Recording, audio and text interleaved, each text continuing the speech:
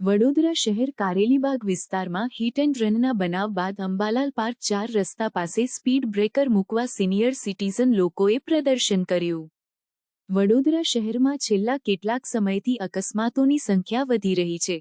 ખાસ કરીને હોળીના દિવસે કારેલીબાગ વિસ્તારમાં એક ગંભીર ઘટના બની, જેમાં એક કાર ચાલકે 7 થી 8 લોકોને અડફેટે લીધા હતા, જેના પરિણામે એક વ્યક્તિનું દુઃખદ મોત થયું હતું।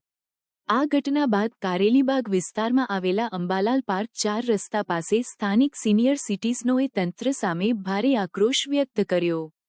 તેઓએ તંત્ર પાસે સ્પીડ બ્રેકર મૂકવાની અનેક વખત રજૂઆત કરી હતી, પરંતુ હજુ સુધી કોઈ પગલાં લેવામાં આવ્યા નથી।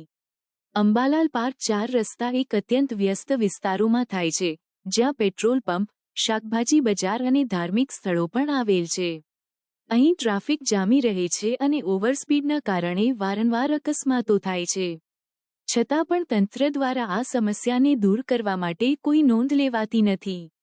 આજરોજ સ્થાનિક સિનિયર સિટીઝનોએ અંબાલાલ પાર્ક 4 રસ્તા પાસે પ્રદર્શન કર્યું અને તંત્ર સામે નારાજગી વ્યક્ત કરી।